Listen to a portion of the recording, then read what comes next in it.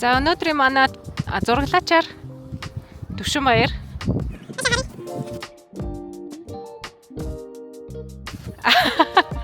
Тур гайдаар хятад зах зээл хариуцсан. Уран байгаль менежер. Монголын цирк 1900 ер нь бол жуулчдыг бид нар яг аялын хөтөлбөртөө бол аль болох багтааж өгөхийг боддог. 4 оттой гэж явдаг. Драмын театр үлээ. Одоо сүүл чинээр хөтөн байгуулалт хийгдсэн.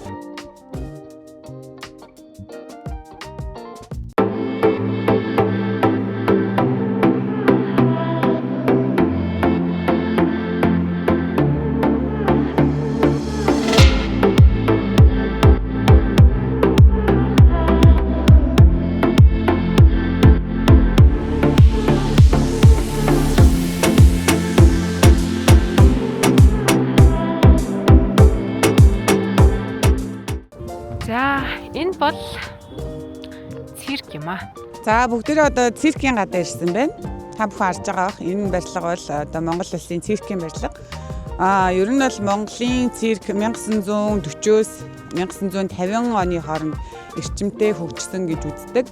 За тэгээд яг энэ барилгын одоо суурь нь бол 1941 онд анх тавигдаж эхэлсэн түүхтэй байдаг юм байлээ. За тэгээд та бүхэн мэдэх бол Монголын цирк тэр дундаа одоо уран нугаралтаараа маш алдартай. За одоо бидний зогсож байгаа талбай бол улсын эхлэлгүүрийн урт талын пантомим талбай байна. За бүгдээрээ эхлэлгүүрийн гадаа ирсэн байна. Одоо дотгошоон орж үзье. Ер нь бол жуулчдыг бид нар яг аялын хөтөлбөртөө бол аль болох багтааж өгөхийг боддог.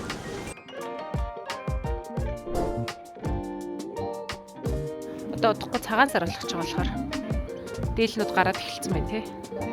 Монголчуудын хувьд бол үндэсний хамгийн том баяруудын нэг бол цагаан сарын баяр. Тэгээ энэ жил бас манай Монголын цагаан сар 2 сар төхөж байгаа. Энэ жишээ нь Монгол мөнгөөр 219 мянга гэдэг чинь ойролцоогоор нэг 60 Америк доллар гэсэн үг юм уу? Ингээ нэг 2-3 доллар л гэсэн. Энэ ийм хөрхөн Монгол гэрээ 18,900. За энэ ч одоо Монголын шарын шатны хамгийн гол төлөөлөл нөгөө цам харайх Баатар гэх юм уу?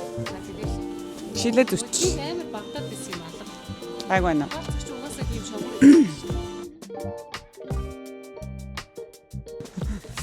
Тийм баг зэлэнтэй ч.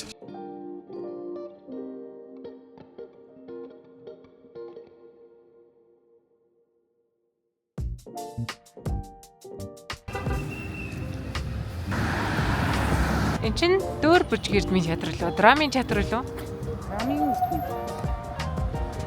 Баянгол зочид бодлын бас Монголын анх дахь зочид бодлуудын нэг баха. А, Б гээд 2 корпустай 4 оттой гэж явдаг. За энэ бол Рио Тинтогийн парк буюу цэцэрлэг түрээлэн байгаа. Одоо сүүл чинээр хөтөн байгуулалт хийгдсэн. Солонгос улсны бас маш олон жилийн түүхтэй. Уршаа богд бол маань байна. Шангрила.